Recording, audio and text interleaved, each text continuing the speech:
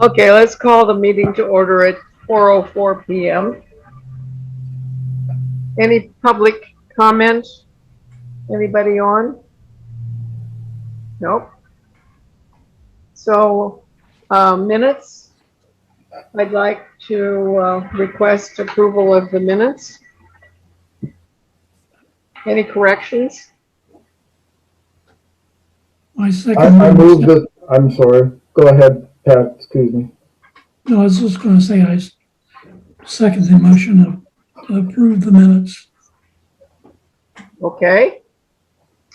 Thank you. Patty, Yes. are you? And everyone. Yes. Today we have April warrants that total $36,883.73. The total for payroll is $14,618.33. This includes Chief Carlton's salary of $5,278.50. And also Chief Shields' pay of $3,175.83. And there was one event for the commissioners and the secretary. And the total payout for the volunteers, warrants included, was $8,302. Excuse me, sorry for the dog noise. One moment.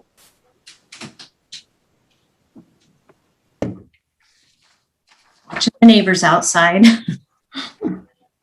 I believe you have the March financial statements that they have been handed out for your review. So I'm looking for a motion to approve the warrants and payroll for April as presented. I move that April warrants totaling $36,883.73 and total payroll of $14,618.33 be accepted for payment. Is there a second? I second that. It's been moved and seconded to accept the payroll and warrants for the month of March. All in favor? Aye. Opposed? Yeah. Okay, go ahead. And then I also need to request the board's approval for a correction of the March payroll from $14,325.33, as I previously reported it last month, to $14,825.33. I had previously entered payroll from the scanned copies via email, and that's I reported at the meeting. However, after I reviewed the hard copies, once I got them, I realized there was one voucher that was missing. So I had entered that. So that's what that $500 difference is. Oh, okay.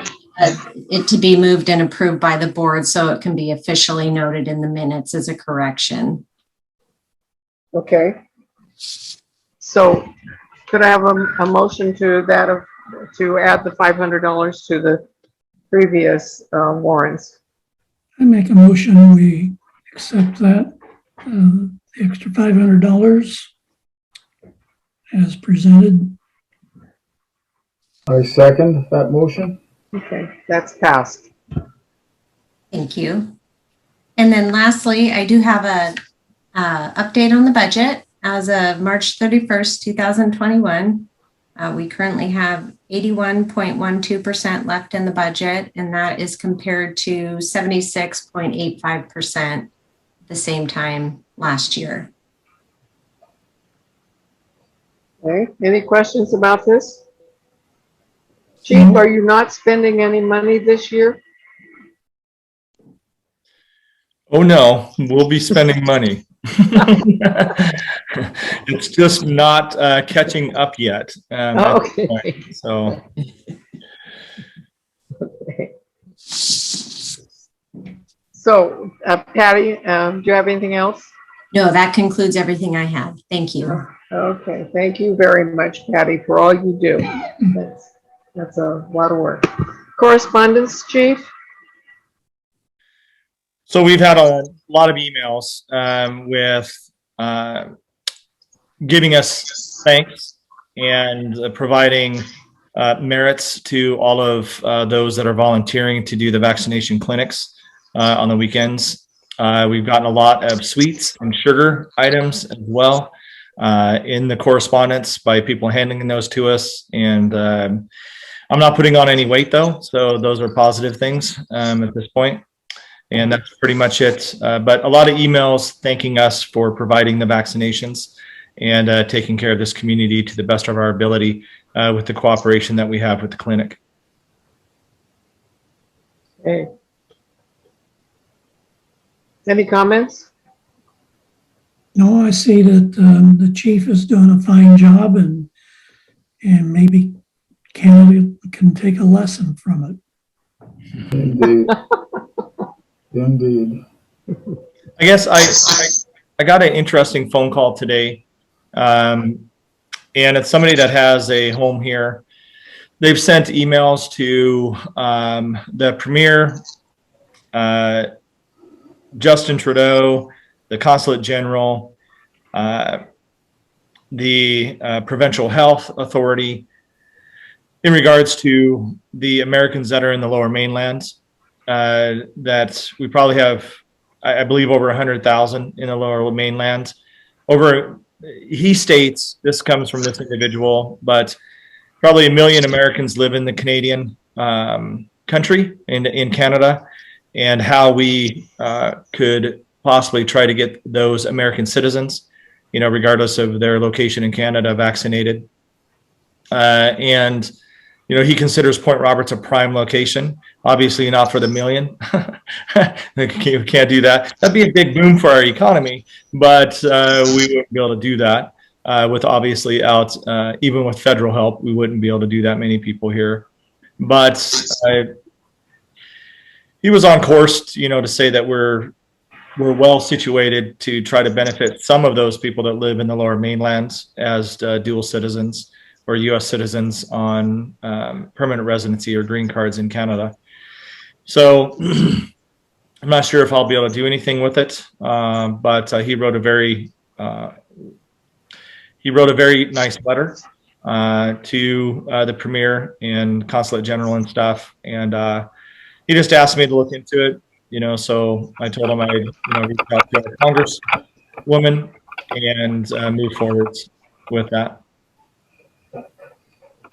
It'd be interesting if there's some extra vaccine that might suddenly appear in Washington.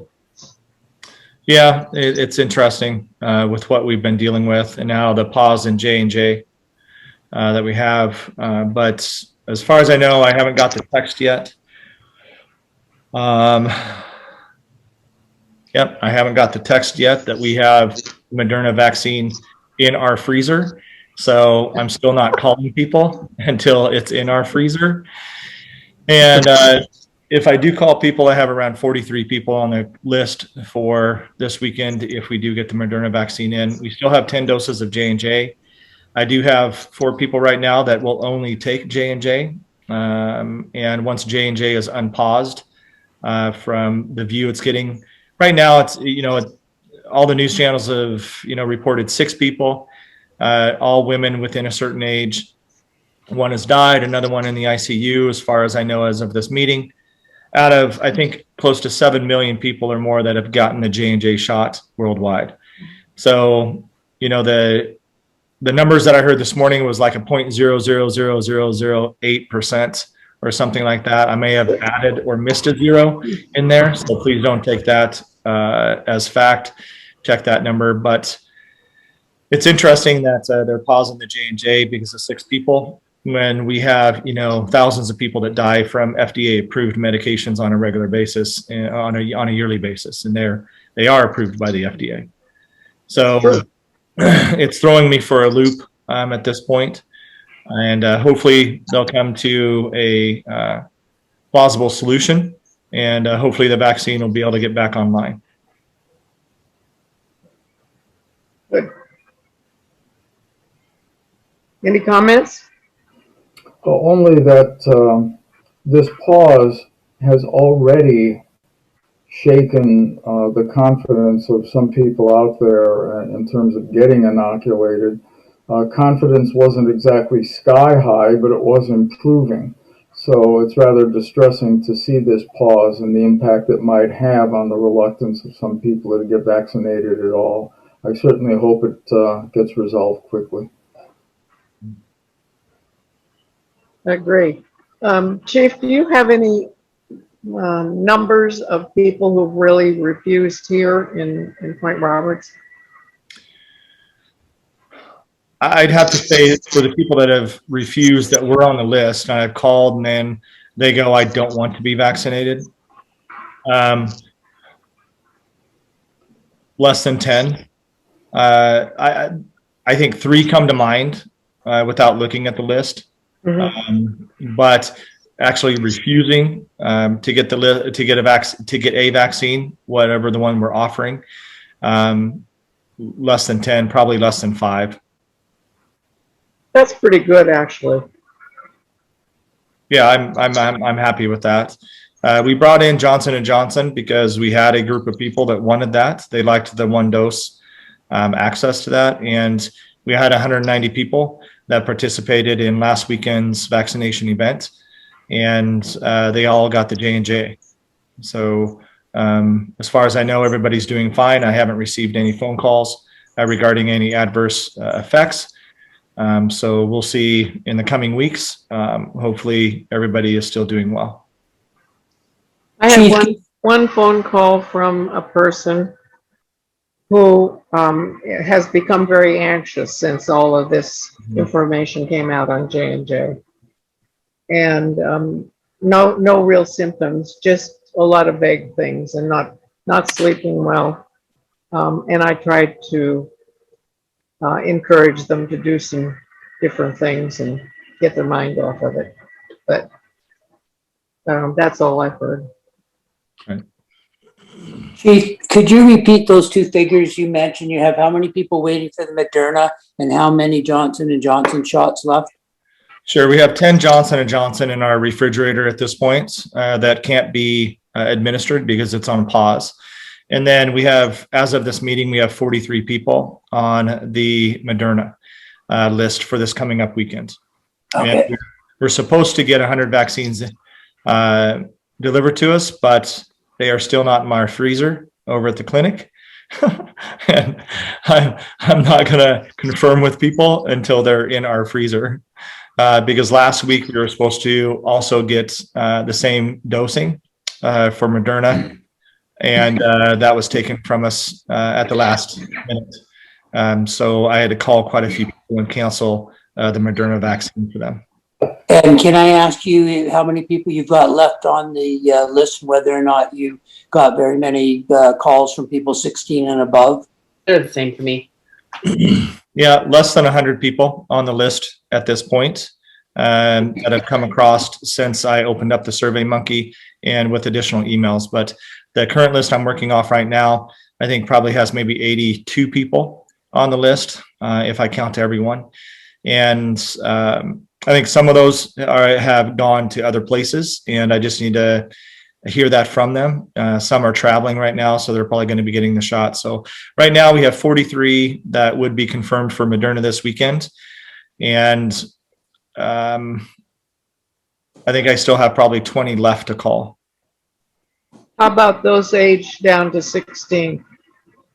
We can only go to 18, right? Right. So Pfizer is approved for 16. Moderna is approved for 18. Right. So maybe a half a dozen 18-year-olds, or 18 to 24-year-olds that will be in this next Moderna vaccination. A lot of the younger people took advantage of the J&J. Mm-hmm. Yes, that was, yeah. Okay, any more questions on this? No, let's move on to, Linda has a question. oh, I'm sorry. I know of a number of younger people that got the J&J vaccine last weekend that did suffer some side effects. did you want to hear from all those people? No, I mean, if it's just flu, symptoms and were body Blood ache, aching, body aching, Yeah. lack of sleep. yeah, those are general symptoms that each vaccine states that they could have, right? Okay. And Yeah. no, I wouldn't want to hear from them unless they have ongoing symptoms this week, shortness of breath, chest discomfort, those types of things. But All the ones I general- know of were their symptoms were dissipating as each day went past. Yeah, and it's usually 24 to 36 hours, that they have, strong symptoms, after they get the shot, maybe 8 to 10 hours after getting the shot. The J&J, and this is region, so down in Arlington, the J&J seems to present more of a pseudosyncope episode, vasovagal episode with people that are getting the shot, because they do build up anxiety to a degree. The viscosity of the vaccine is thicker than the Pfizer and Moderna, so it burns a little bit going into the shoulder muscle. And that doesn't help with the anxietal issues that maybe some people might have. We did have a couple people that had some weakness, no true syncope, or fainting is the syncope is the fancy word for that, but fainting over the weekend with J&J. And, getting the shot and having one of those episodes, it's not because of the vaccine that they have, a vasovagal episode within minutes. The vaccine hasn't even taken effect at that point. So it's really the anxietal induced, type of presentation.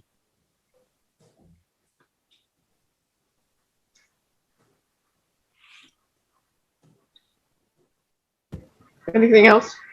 Go ahead with your report, Chief.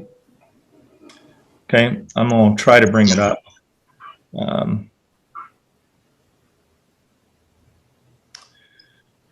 I don't think I'm going to be able to. It doesn't. Give me 1 second. Sure.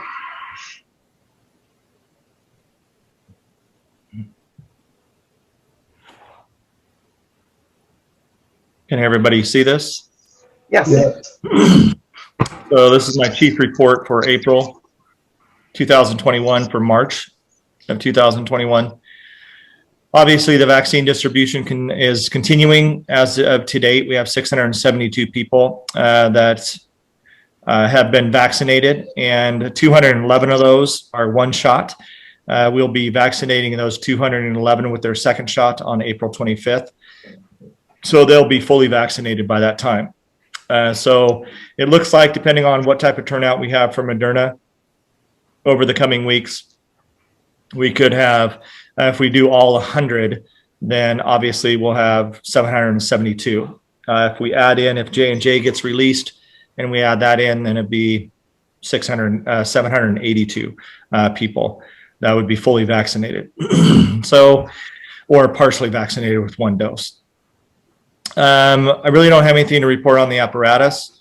Battalion 58, as you know, is being delivered on or before the 21st. That is the new 2015 vehicle that we purchased out of California, and that's going to become Chief Shields' vehicle. It's a 2015 Ford Interceptor, so it looks like the sheriff's vehicle, the sheriff's car. The Dodge pickup is going down to the Dodge dealership in Bellingham on the 26th of this month. We should be receiving the Wildland skid by the end of the month, early or first part of May. We're taking the Dodge down to get a once over from top to bottom, front to back, to make sure it's in its best shape it can be to receive that Wildland skid that's going to be going into the back of it. So whatever work that needs to be done on it, fluid changing, any type of work on the shocks or anything like that, I'll get that done prior to getting the skid. So it's ready to go. We have 43 members. We've had a couple members get hired into career departments in the Lower Mainland. 25 Canadian, 10 Point Roberts, and 8 County make up that 43, if that comes to 43. Yeah, that comes to 43. My math worked out.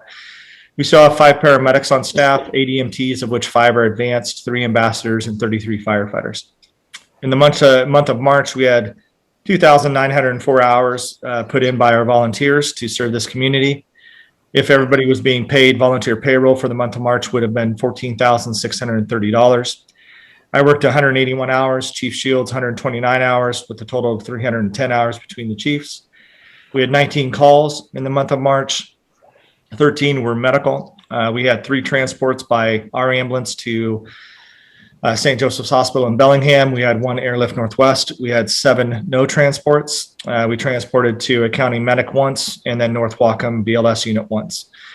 We had 2 EMS cares, paramedic, community paramedic visits. We had 2 public services, and we had 2 fire classifications, which were both false alarms. And that concludes my chief's report for the month of April for March of 2021. Any questions? Chief, when the people go out from our vaccine clinics to homes, is that included in your report, or that's just part of the vaccine program? That's just part of the vaccine program. I haven't been reporting that as a community paramedic visit. Okay, it's very good that people can receive the vaccine in their homes who can't get in, and I think that we should make some comment about that. Okay, all right. Thank you. Thank you. If I'd like to, I'll leave it, and then on new business, I want to go back to Patty's report, if I can, just to explain some of the expenses there. Sure. So does anybody have, I'll do that, Pat. Does anybody have any questions about my chief's report? No? Okay, so sorry, I should have done this earlier, but I wanted to go back to Patty's, just her breakdown report and the warrants with that. So Northwest Pathology, we just paid them $13,870. And that's for all the testing we've been doing on our members within this agency to make sure they're not bringing COVID into our community or into the agency as well. So that's about 3-4 months worth of testing. So that's quite a bit that's a big bill. We do have 20,000, booked aside. Those members that have been fully vaccinated, I've reduced them to once a month to get their COVID testing here at the hall. Unless they feel sick, then we'll test them, obviously, at that point. But those members that haven't got vaccinated, they can still test once every 2 weeks. And that'll be an additional ongoing cost that we're having to deal with until more people get vaccinated, I should say. Right now, the Lower Mainland seems to be having a problem with new cases. And so I want to make sure that we're taking care of our membership, that is taking care of the community, and we're not bringing it into somebody's home. Mulberry Ford on that report is the Ford dealership out of California, because we had to have some work done on the vehicle at the Ford dealership before it's being shipped up here. So I had it taken there, and we had some shocks replaced and some other work done on it to get that done. Washington Department of Licensing was to license that vehicle. If you remember, the cost of the vehicle was $32,000. So all of this I'll add up for the commissioners and hopefully have a total next month to report on. EMT and fire training. Devin Heckard, one of our members, he's a dual citizen. He has started EMT training with the school that we use out of Idaho. So those are the areas that I wanted to discuss with you. Any questions? No. No,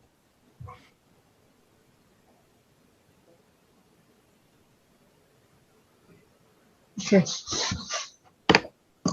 Thank you for the clarification. So unfinished business? Nothing? New business?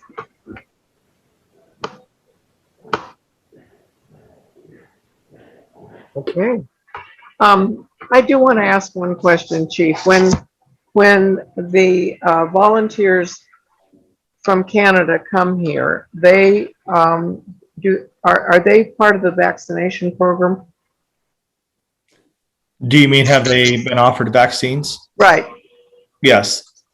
So And have most of them had the vaccines?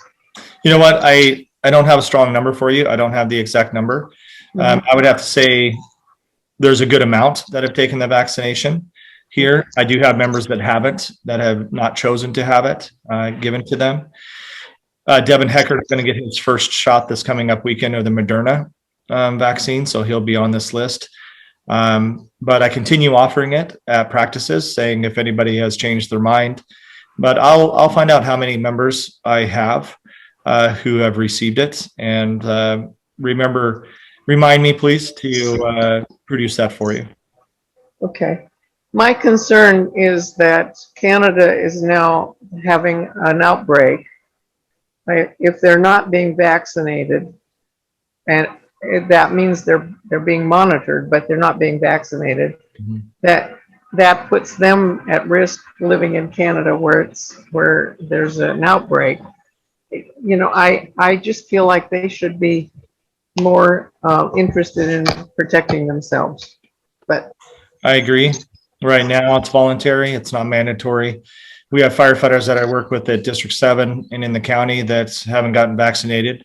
And we deal with COVID positive patients almost on a daily basis down in the county. it makes no sense. Yeah, they have their views. And at this point, not being mandatory to work in, the healthcare fields, there's doctors and nurses, at St. Joseph's that haven't got vaccinated as well. So it's a personal choice at this time. So I'm not going to force any of my members to take it unless I had a legal standing to do so. And right now I don't. I'll continue encouraging. Given the circumstances that Chairman Lester just outlined, would you consider more frequent testing for some of our Canadian members? Sure, absolutely. I mean, if anybody feels like they're sick, they're not supposed to report to work. So they don't come into Point Roberts if they feel ill to any degree. And we will, if they do come in, they stay in their vehicle and their one purpose, and that's to come down and get a test and to go back home. And then we test them again the following week. So they don't have any exposure risk to the community by doing that. I wish I could drop tests off to them or test them on my way through Canada, but that poses risk as well, that I can't stop and meet with anybody in order to do that. That would be the best solution for any of my Canadian members, being able to test them very quickly in Canada. But at this point, if someone wanted to report me for stopping, then I could have a lot of negative things happen to me, even though I'm essential for emergency services. So we're doing the best we can. If they want to get tested on a weekly basis, I don't have a problem with that. We just may have to relook at the budget line item and add more money to that, halfway through the year if need be, because it most likely may go past the 20,000 that we have slated for the testing. Good. Any other comments, questions? Yes. There's been a little bit of, social media conversation about some recent positive cases. Are you able to expand on maybe the numbers that may have been confirmed positive? At this point, less than 6.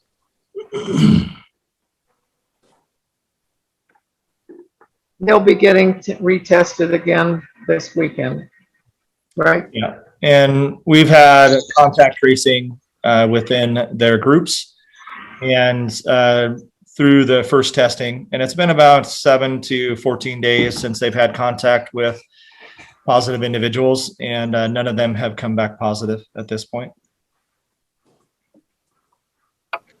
Good. The community needs to understand that, we have a plan in place, as I stated on social media. And I'm making contact with these individuals every few days to make sure it's going well, to make sure that they don't need anything, because we'll go shopping for them and, drop the food off at their homes in protective gear if necessary, and, be able to do it safely. Obviously, the health department's contacted them. They've given them direction as well. But I personally reach out to these individuals and make sure they're doing okay, and making sure that they don't need medical attention, and all of them seem to be faring very well at this point, and they're staying within their quarantine plan. They're not going out into the public, and they've been very honest with the people that they know that they've come in contact with. And those individuals have been able to come in and get tested as to date. Good.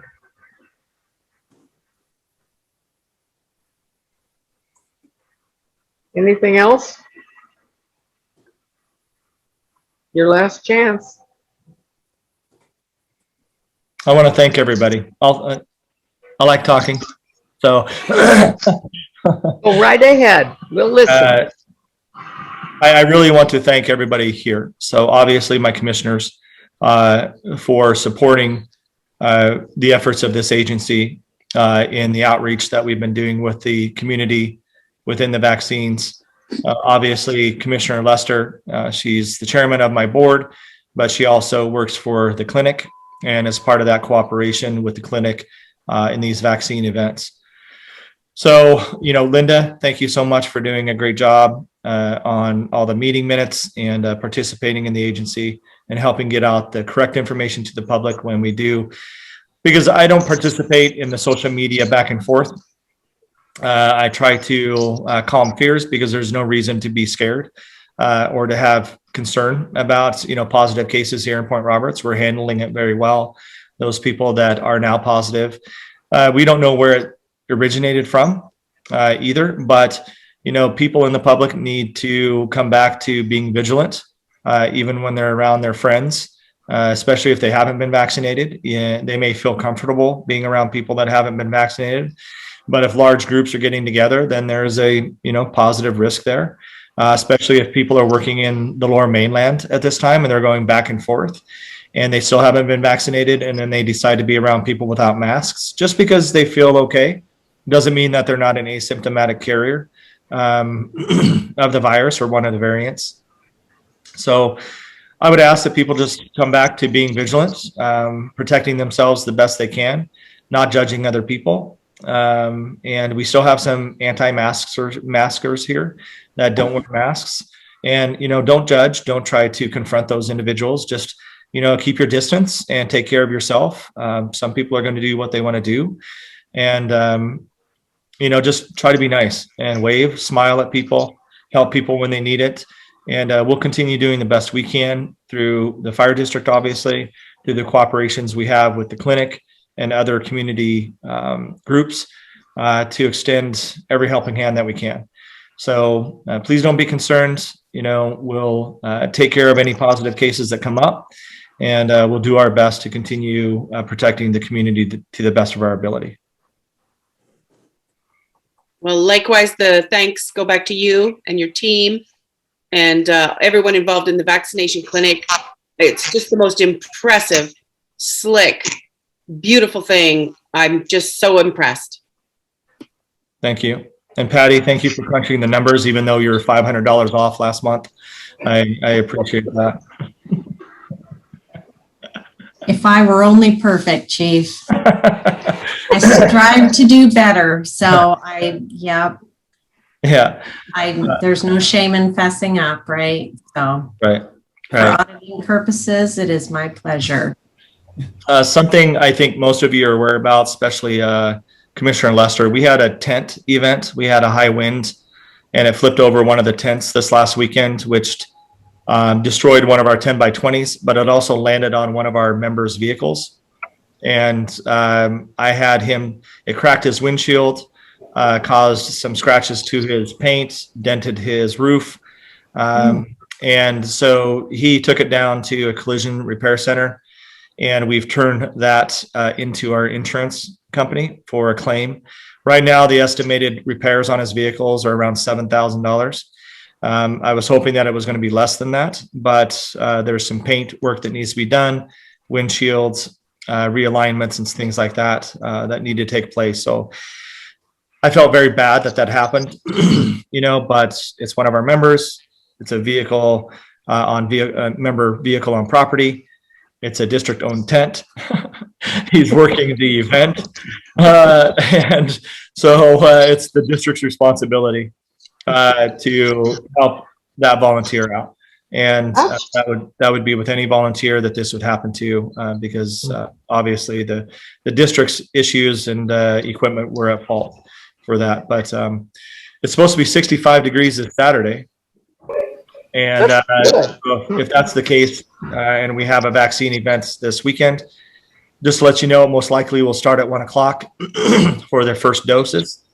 And we'll have testing probably 10 to noon for COVID testing. So we'll have the break for lunch, and we're very familiar with the Moderna vaccine. So I think that hour will be enough. And we won't have to set up as many tents if it's going to be that warm out. And I think we'll enjoy some sun, maybe vaccinating another group of people. Good. Saturday? That'll be Saturday. Yeah. And I haven't let the people know because I still don't have the vaccine in hand. But once I put that out to social media, Pat, everybody will be scheduled at 1 o'clock, just because we'll have probably maybe 50, 60 people. And we've been doing over 100 an hour has been our pace with our vaccines. Would you be able to give a guesstimate of how many people are on the point under the age of 18? I mean, would you have a ballpark?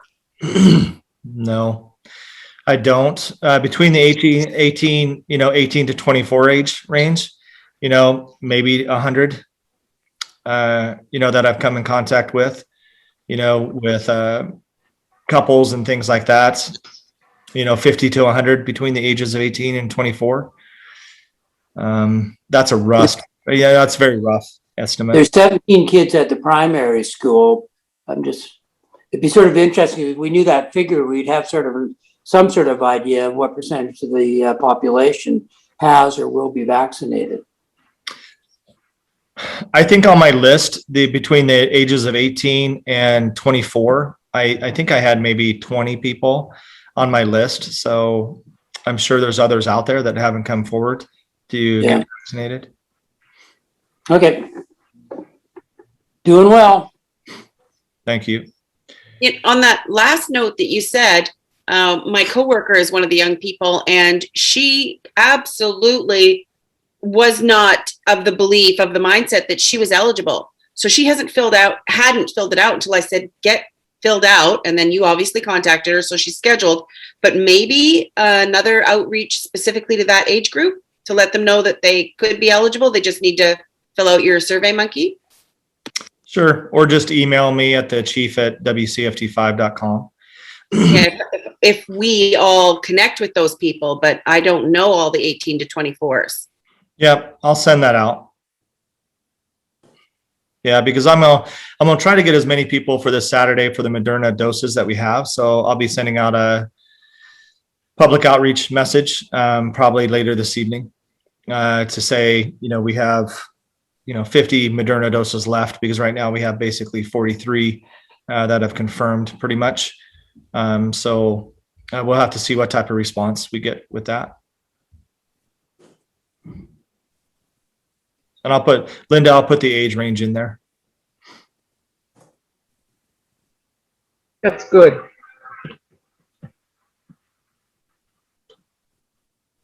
Anything else, Chief?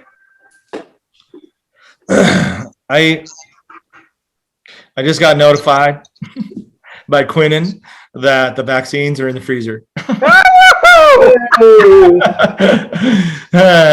right. I won this time. Am I forgiven for the last time? No, you still owe me lobster. So, no. He blames me and I had nothing to do. No, I'm still, lobster with butter. I'm still looking Okay. forward to it. Oh, don't forget the butter. Yeah. Yeah. Oh, my goodness. All right. Shall we entertain? Excuse me, that's 100 doses that just came in? Yep. Yeah. 100 doses of Moderna. Terrific. Boy, you can put that right in your public announcement. That's wonderful. Yeah. So Pat, you can go ahead and publish that. We have 100 doses. About 43 are currently taken. Thank you. Yeah, We- thank you. We really would like to use them all up. And there probably are people who do not know about it or haven't heard about it or feel they're not eligible. So anything we can do to get them in here and get them vaccinated would be good. Okay. Okay, I would entertain a motion for adjournment at this point. And that, Okay, Second? we will adjourn at 4:45. Thank you all, and Chief, thank you so much. Indeed. Thanks, everyone. Have a good evening. Thank you. Thank you.